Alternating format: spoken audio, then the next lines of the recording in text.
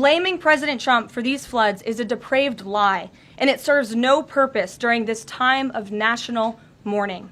Well, the alerts imminently were sent out before the flood when people were sleeping because the flood hit in the very early hours of the morning. So people were sleeping in the middle of the night when this flood came. That was an act of God. It's not the administration's fault that the flood hit when it did, but there were early and consistent warnings. You shared your thoughts earlier on how the way the left has really weaponized this to blame the deaths in Texas on Trump.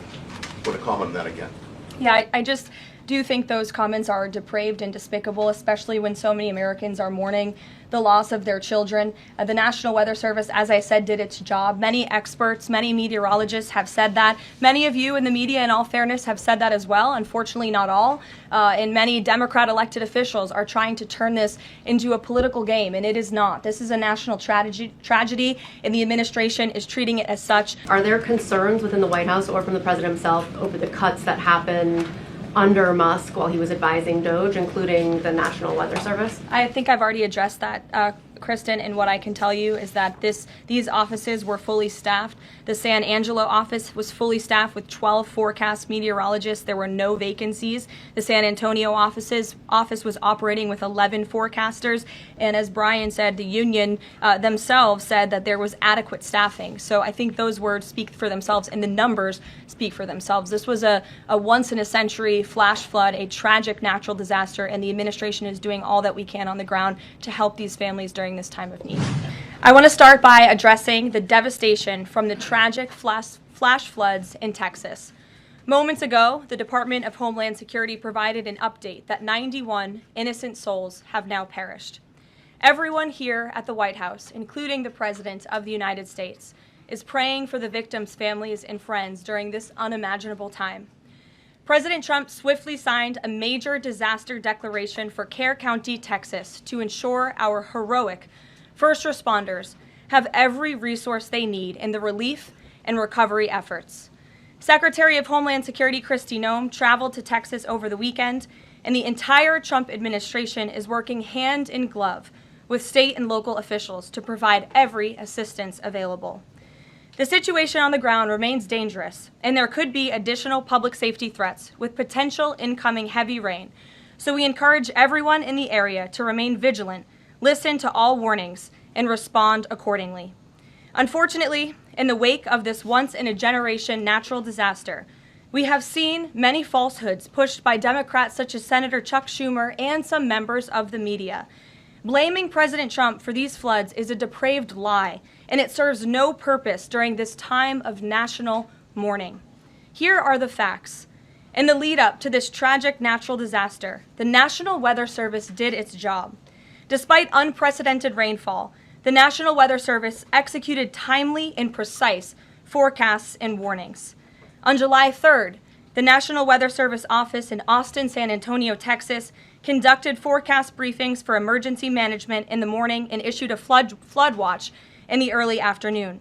Flash flood warnings were also issued on the night of July 3rd and in the early morning of July 4th, giving preliminary lead times of more than 3 hours before flash flooding conditions occurred. And the National Weather Service office in New Braunfels, which delivers forecasts for Austin, San Antonio, and the surrounding areas, had extra staff on duty during the storms, despite claims of the contrary. So to any person who has deliberately lied about these facts surrounding this catastrophic event, you should be deeply ashamed. At this time, the administration's focus will be giving the victims and their communities the support they deserve during these recovery efforts in this tragic time. May God bless the great people of Texas, especially the parents who have lost their children. President Trump loves you. We are praying for you, and he will be traveling to see you later this week. Moving along to some further scheduling announcements. Tonight, President Trump will host the Prime Minister of Israel, Benjamin Netanyahu, for dinner, where they will discuss the positive developments taking place in the Middle East region. Tomorrow, the President will host his 6th cabinet meeting of his second term. Many of you will be invited to cover that. And on Wednesday, the President will host leaders from 5 African nations for lunch in the state dining room.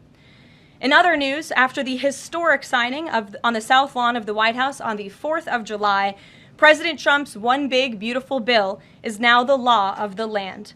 Republicans in Congress met the once-in-a-generation moment and codified the Make America Great Again agenda into law. After this monumental achievement, no other president in modern history has worked harder and faster to fulfill their campaign promises than Donald Trump. The One Big Beautiful Bill will get the United States of America firing again on all cylinders. It's safe to say that over the past few weeks, the president has delivered on many, many wins. For the fourth month in a row, jobs numbers beat market expectations with nearly 150,000 good jobs created in the month of June. The American economy has now added nearly 700,000 jobs since January 2025, with American-born workers accounting for all job gains. President Trump drove illegal border crossings to another historic low in the month of June, and Border Patrol once again released 0 illegal aliens into our country. The Supreme Court stopped activist judges from imposing nationwide injunctions and cleared the way for President Trump to carry out his popular and common sense agenda. The University of Pennsylvania agreed to all of the Trump administration's demands and will now keep men out of women's sports. President Trump secured his trade deal with Vietnam, giving the United States total access to their markets. Because of President Trump's unleashing American energy dominance, gas prices are at 4-year lows. And when adjusted for inflation, gas prices are near the lowest levels we've seen in the last 20 years. NATO members agreed to raise defense spending to 5% of GDP, a foreign policy feat long thought impossible until President Trump made it happen. The Operation Midnight Hammer obliterated Iran's nuclear capabilities, taking out this imminent national security threat not just to the United States, but to the entire world. The president secured a ceasefire between Israel and Iran, ending the 12-day war. The president brokered a historic peace agreement between Rwanda and the Democratic Republic of Congo. Pakistan nominated President Trump for the Nobel Peace Prize in recognition of his decisive diplomatic intervention to prevent a nuclear war between India and Pakistan. Blue-collar wage growth has seen its largest increase in nearly 60 years, and President Trump has defeated Joe Biden's inflation crisis with core inflation at the lowest level since March of 2021. And just about all of that has happened in the last 3 weeks, and I know you all know it because you've been very busy here covering it along with us. So with that, I will take your questions today as we kick off another very busy week here at the White House. We'll lead with our new media seat, Brian Glenn, who is, of course, very present in this briefing room. He's put in a lot of hours covering this president, so we're glad you finally have a seat today. Brian, go ahead. It feels great to sit down. Thank you very much. You're welcome. I want to go back to the hurricane. You said that President Trump is scheduled to go to Texas later this week. Can you speculate on what day and what he has plans? Sure. The White House is currently arranging those travel plans. We hope that it will be later this week, likely on Friday, but of course we want to do it at the most appropriate time on the ground for state and local officials. We don't want to interrupt the recovery efforts, but we're planning tentatively for a Friday trip, and when that becomes final, we'll let all of you know, as we always do. And you gave a little bit of reaction earlier, but the National Weather Service, the union, actually publicly stated they had an adequate staff on hand to forecast and predict the storm. You shared your thoughts earlier on how the way the left has really weaponized this to blame the deaths in Texas on Trump. Want to comment on that again? Yeah, I just do think those comments are depraved and despicable, especially when so many Americans are mourning the loss of their children. The National Weather Service, as I said, did its job. Many experts, many meteorologists have said that. Many of you in the media, in all fairness, have said that as well. Unfortunately, not all. And many Democrat elected officials are trying to turn this into a political game, and it is not. This is a national tragedy, and the administration is treating it as such. We know the National Weather Service provided early and consistent warnings. They gave out timely flash flood alerts. There were record-breaking lead times in the lead up to this catastrophe. There is ongoing flood monitoring, and these offices were well staffed. In fact, one of the offices was actually overstaffed. They had more people than they need. So any claim to the contrary is completely false, and it's just sad that people are pushing these lies. Can you just get one more? Sure. Kind of a little bit of breaking news. The Department of Homeland Security is moving to end the TPS status on Honduran and Nicaraguan migrants. Yes. Any plans to adding additional countries that you could be targeting? Just a reaction. Sure. Well, I won't get ahead of the Department of Homeland Security on additional countries, but as you pointed out, they did end temporary protective status for Nicaraguans and Hondurans in this country because TPS, temporary protective status, is temporary by definition. It is not meant to be a permanent path to residency or citizenship here in the United States of America. It was originally granted to Nicaraguans following a natural disaster in 1999. That doesn't sound very temporary to me. And as well as Hondurans in 1999 after the impact of Hurricane Mitch in 1998. And so this administration is doing what it promised to do. And if individuals from these countries want to come here, they have a legal pathway to do it, but temporary protective status was never meant to be permanent. The previous administration abused this status and this parole program, essentially treating it as such, and we're not going to tolerate that any further. Thank you, Brian. Megan. Secretary Bessent said yesterday that countries will boomerang back to the April 2nd tariff level starting August 1st. Why did the president decide to have those tariffs not take effect Wednesday as originally scheduled? And then I was also wondering if you could share, obviously we saw the letters the president sent out on Japan and South Korea, but if any other major U.S. trading partners are getting letters today. Sure, yes, I can confirm. In fact, I have those letters. If you could get me the folder with the letters in them, Liz, they're right in the previous office. I have the signed letters that went out to both South Korea and Japan today. And there will be approximately 12 other countries that will receive notifications and letters directly from the President of the United States. And weeks ago, I stood at this podium and I told all of you that the President was going to create tailor-made trade plans for each and every country on this planet. And that's what this administration continues to be focused on. The President will also sign an executive order today delaying the July 9th deadline to August 1st. So the reciprocal tariff rate or these new rates that will be provided in this correspondence to these foreign leaders will be going out the door within the next month, or deals will be made. And those countries continue to negotiate with the United States. We've seen a lot of positive developments in the right direction, but the administration, the president, and his trade team want to cut the best deals for the American people and the American worker. That's what they're focused on. And in the effort of transparency, these letters will continue to be posted to Truth Social, so you can enjoy them yourself. Go ahead. Thanks, Karoline. Just about the visit of Prime Minister Netanyahu today, I was just wondering why that is not open to the press. Previous visits by him, we've had Oval Office press conferences. Does that reflect somehow the kind of sensitivity of this particular visit? No, they're having a private dinner. There's many important matters that are obviously ongoing in the region, as you know. The utmost priority for the president right now in the Middle East is to end the war in Gaza and to return all of the hostages. Also, as you know, there was a ceasefire proposal that Israel supports that was sent to Hamas, and we hope that they will agree to this proposal. We want to see all of the hostages released.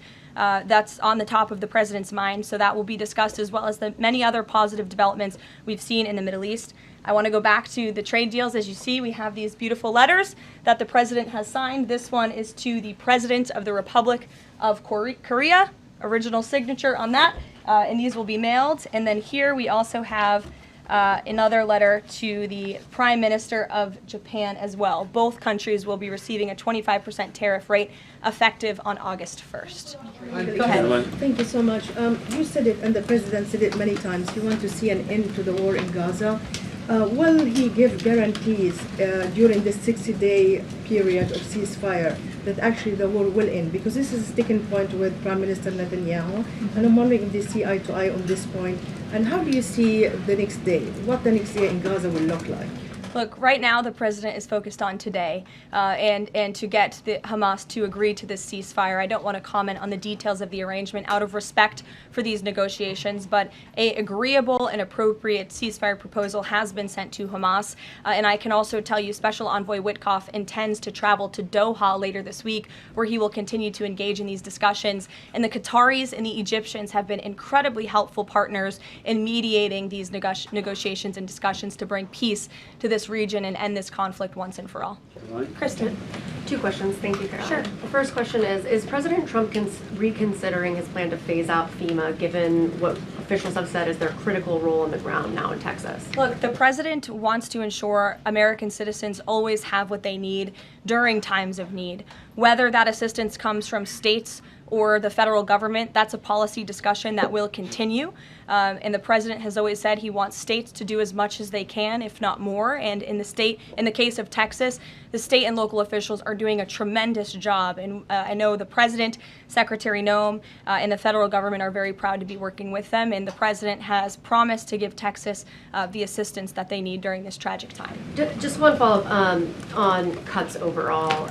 Over the weekend, President Trump said that Elon Musk was a train wreck. Are there, given this current viewpoint, are there concerns within the White House or from the president himself over the cuts that happened under Musk while he was advising DOGE, including the National Weather Service? I think I've already addressed that, Kristen, and what I can tell you is that these offices were fully staffed. The San Angelo office was fully staffed with 12 forecast meteorologists. There were no vacancies. The San Antonio office was operating with 11 forecasters, and as Brian said, the union themselves said that there was adequate staffing. So I think those words speak for themselves, and the numbers speak for themselves. This was a once-in-a-century flash flood, a tragic natural disaster, and the administration is doing all that we can on the ground to help these families during this time of need. Jeff. Thanks very much, Karoline. Just following up on Kristen's question, is it still the president's plan to phase FEMA out by the end of this year? I just answered Kristen's question for you. One more, hold on, one more. Sure, I'll give it to you. Go ahead. The follow-up on trade as well. 12 more letters coming, you said. Can you give us a sense of which countries those are? I'll let the president reveal those in very due time. Keep your eyes on Truth Social. Michael, in the back. Thank you, Karoline. An armed shooter today was shot in McAllen, Texas, after opening fire on Border Patrol agents. Comes just days after Democratic Congresswoman Pramila Jayapal recently said she gets, quote, inspired when activists obstruct ICE. Does the White House expect Democrats to tone down their rhetoric in light of what we saw today in McAllen, Texas? We certainly call on Democrats to tone down their rhetoric against ICE and Border Patrol agents who, again, are everyday men and women. I would encourage AOC and other Democrats to actually meet with the United States Border Patrol. These are honorable Americans who are just simply trying to do their job to enforce the law. They go home to their families every night just like we all do, and they deserve respect and dignity for trying to enforce our nation's immigration laws and to remove public safety threats from our communities. The White House is aware of the shooting that took place today in Texas, and we are working with the appropriate federal agencies to get to the bottom of what happened. Karoline, the DOJ and FBI have now concluded there was no Jeffrey Epstein client list.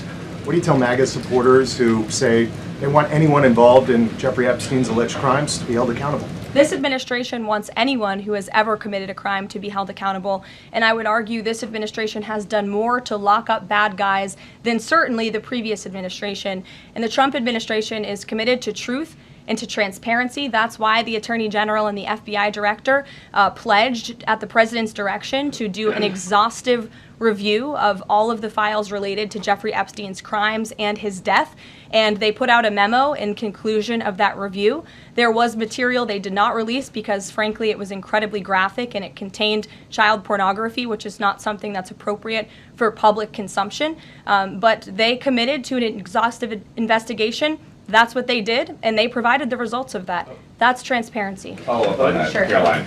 Okay, so the FBI looks at the circumstances surrounding the death of Jeffrey Epstein. According to the report, this systematic review revealed no incriminating client list. So what happened to the Epstein client list that the Attorney General said she had on her desk? Well, I think if you go back and look at what the Attorney General said in that interview, which was on your network on Fox I've News. got the quote. Go ahead. John Roberts said, DOJ may be releasing the list of Jeffrey Epstein's clients. Will that really happen? And she said, it's sitting on my desk right now to review. Yes, she was What? saying the entirety of all of the paperwork, all of the paper in relation to Jeffrey Epstein's crimes. That's what the Attorney General was referring to, and I'll let her speak for that. But again, when it comes to the FBI and the Department of Justice, they are more than committed to ensuring that bad people are put behind bars. They have an operation going on right now called Summer Heat, which has our murder rate trending in the lowest direction in United States history. Their emphasis on violent crime and locking up violent criminals has led to the arrest of 14,000 violent criminals. That's a 62% increase from the same time period last year. So this Attorney General and the FBI Director are committed to putting bad people behind bars where they belong. They promised an exhaustive review. That's what they did. For any further details, I would refer you to the Department of Justice. Okay. Kate. Thanks, Caroline. With Prime Minister Netanyahu visiting the White House today, yesterday the president said that he was working on a more permanent deal with Iran, but several days ago he didn't think one was necessary. What changed? Well, when you asked me about this, or when you all asked me about this several weeks ago, I said the president thought maybe an Iran deal was not necessary, but of course the president is always interested in peace and diplomacy. That remains true, and the administration continues to be in contact, both directly and indirectly, with the Iranians on a deal. And then on tariffs, you're now delaying the deadline from July 9th to August 1st. Is that an acknowledgement that perhaps the administration found it more difficult to negotiate these trade deals, or whatever happened to 90 deals in 90 days? No, it's an acknowledgement that this administration is doing what's best for the American worker, and we want the best deals possible for our workers, for our manufacturing base, for our middle class, and they are doing this deliberately and appropriately on behalf of our country's interests. Josh. A couple more on the tariffs. You said about 12 more letters. There were about 55 or so countries, including the EU as a bloc, that were facing this tariff increase. All of those, to understand you correctly, are now deferred to August 1st, right? Correct. And on the 12, what happens with the remaining, whatever it would be, 40-something? So just 12 today. There will be additional letters in the coming days. So all of them are going to get a letter at some point? Correct. Okay, and can you tell me why he decided to start with South Korea and Japan? Are they annoying him? It's the president's prerogative, and those are the countries he chose. And on the sectoral tariffs, it's our understanding that these continue to be a separate track. We're still waiting on a bunch of those. That's Can you right. give us any timing update on when he's going to move on, for instance, semiconductor tariffs and other things that are still in the hopper? I don't have a timing update, but for where they are in the process, I would defer you to the Department of Commerce. Should we expect deals finally as well? He announced this Vietnam deal. Are you close on any other countries? The president and the administration, yes, we are close. But again, the president wants to ensure these are the best deals possible. And I would add just one more thing on trade and tariffs to wrap it up. Look at the extensive work this president has put into cutting these good deals and doing what's right for the American worker. He is literally looking at the map and looking at every country on the planet and seeing where they are ripping off the American people, seeing where they have hollowed out our industrial base, seeing where our jobs have gone to other countries overseas because of their tariff policies, and he's trying to correct that. So this is decades of bad trade policy that has led to a deficit that is ravaging our country, that is ravaging our middle class, and the president is taking a very deliberate approach to correcting this wrong of many decades, of many past presidents. And so I think he should be commended for the time and the effort that he is putting into this. And the fact that he has announced a framework with China, a trade deal with the United Kingdom, a trade deal with Vietnam, and many others to come in just a matter of 6 months is truly historic, and it's a testament to this president and his trade team who are working around the clock to get this done. Sure, go ahead. Thank you so much, Caroline. Two questions on Iran. What's the permanent deal with Iran looks like for the president, and what issues related to Iran should it cover? And secondly, has the president seen the interview with Iranian president, which he says that the United States president, Mr. Trump, is capable enough to guide the regions toward a peace and a brighter future, and put Israel in its place, or it gets more into conflict?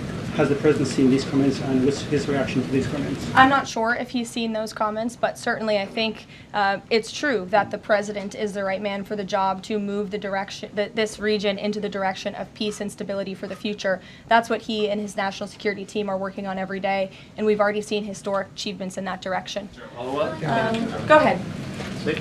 In the back. Kelly, go ahead. Okay, great. Thank Sure. you. And then in front of you. Okay, a couple questions for you. First, on Y'all need name tag signs. First question on the flooding in Texas. Sure. I know there has been some concern about the timing of the alerts, knowing that they did go out, but the warnings coming out in the wee hours, so while many people were likely sleeping. Can you share just details what you know about why those warnings were sent while people were likely sleeping, and then what the administration is doing to ensure that these alerts come out sooner? Well, the alerts imminently were sent out before the flood when people were sleeping, because the flood hit in the very early hours of the morning. So people were sleeping in the middle of the night when this flood came. That was an act of God. It's not the administration's fault that the flood hit when it did. But there were early and consistent warnings. And again, the National Weather Service did its job. On July 2nd, there were initial notices of potential weather and flooding risks were issued. On July 3rd, escalating warnings throughout the day with a flood watch issued at 1:18 p.m. And then later at 6:10 p.m. on July 3rd, the Weather Prediction Center warned of excessive rainfall and a high likelihood of flash flooding. At 6:22 p.m. July 3rd, National Weather Center issued a hydraulic warning, highlighting considerable flooding risks, including in Caryville County. And then there were the timely flash flood alerts at 11:41 p.m., 1:14 a.m., and then another flash flood emergency warning issued at 4:03 a.m. just before the flood hit. So those were all of the warnings that went out to the affected area and region. Go ahead. One question on education funding Go for ahead. states Thank you and very much. local I appreciate it, districts. Karoline. Two questions for you related to the Prime Minister's visit today.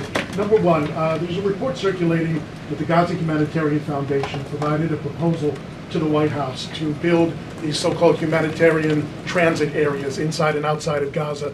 The GHF is insistent it has nothing to do with that proposal. Can you shed any light on whether the White House has received such a proposal, and if so, from whom?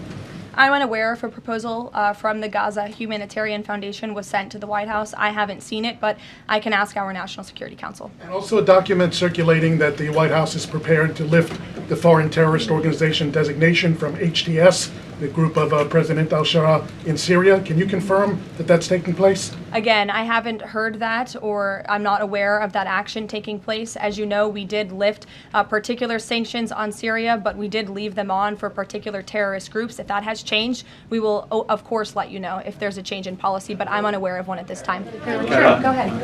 Me? Hi, Caroline. Thank you. Ahead of And then you the, can go too, since you're so eager. ahead of the president's meeting with Prime Minister Netanyahu today, is there a scenario where Israel has made it clear that they will not bring an end to this war until Hamas is decimated? And the president just 5 months ago suggested a potential takeover of Gaza. Is there a situation where tonight the two men will change their posture, and in the scenario that Hamas turns over the remaining hostages, that the war could come to a permanent end, and that they will seek that under that scenario that they would essentially try to bring this war to a permanent end beyond just that 60-day ceasefire? Again, you're putting a hypothetical situation in the air, so I don't want to comment on that out of respect for these ongoing negotiations and discussions that are taking place. But as for the takeover of Gaza, I don't believe the president ever said that. I think he discussed a rebuilding of Gaza once this war is over. This has become an uninhabitable place for human beings, and the president has a big heart. He wants this to be a prosperous, safe part of the region where people and families can thrive, and there will be a need for a real rebuilding effort when the time comes. But right now we need to end this war, and we need to bring all of the hostages home. The president is adamant about that. The war tonight? Look, again, I will let the president speak for himself later if he decides to comment on the details of the agreement, but out of respect for the discussions, I won't do that from the podium. Go ahead. So Congressman Lawler and Gottheimer have introduced a bill in Congress, the Bunker Buster Act, that would allow the United States to sell B-2 bombers and bunker buster bombs to Israel. Is that something the president would support? Well, I don't know if the president's aware of the Bunker Buster Act, but I will ask him and see what his opinion on that is. I'm not sure. Right, thank you. Caroline. Thank you, Caroline. Building off of the question earlier about the shooter in Texas who targeted ICE, Axios reported today, I believe, that Democrat lawmakers were saying their constituents are calling on them to be more violent when they go to ICE facilities, including, I believe, they want them to shed blood, and that they said that Democrat lawmakers should be willing to get shot themselves. Can you respond to that, and do you have concerns that any of these lawmakers might act on the wishes of their constituents? It's hard to believe anyone with morals in this country or decency would say such a thing. Obviously, the White House condemns that rhetoric, and we condemn violence of any kind. This administration is simply trying to enforce our laws, and we must be a nation of law and order. You cannot simply waltz across our border and live here illegally and expect to stay. We are going to enforce our nation's laws, and the men and women who are doing that are doing so in a respectful way. They are doing so within the confines of the law, and they are just trying to do their jobs. And we condemn any violence or any calls for violence of any kind against any American. Go ahead. Thank you, Caroline. I wanted to ask you if... I was not calling on you, but you can go ahead. It's fine.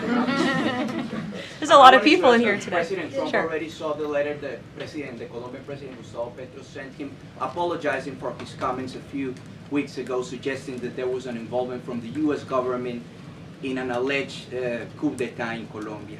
And Secretary Rubio recalled the U.S. Chargé d'Affaires in Colombia. Did President Trump saw that letter, and what do you think about the comments from President Petro suggesting that the U.S. has some kind of involvement in a coup? I'm not sure if the president has seen that letter, but I can check with him in the National Security Council. We will get you a response if you follow up with my team. We will find out for you. Caroline? Sure, go ahead. Thank you, Iris, go ahead. Thank you, Caroline. Thank you, Caroline. On two topics. First, I love how excited everyone is on Monday. Yes, Raquel, you can go after. On two topics. First, tariffs. The president announced last night that any countries aligning themselves with the anti-American policies of BRICS That's right. will be charged with an additional 10% tariff. Can you tell us more details on that? What specific policies is the president talking about here? What policies should countries stay away from to avoid being subject to additional tariffs? Sure. Well, the president feels, generally speaking, that BRICS is seeking to undermine the interests of the United States. It's the president's utmost responsibility to put the interests of the United States first. That's how he views his job as president. So he's going to ensure that America is fairly treated on the world stage, and he'll take any action necessary to prevent countries from taking advantage of the United States and our people.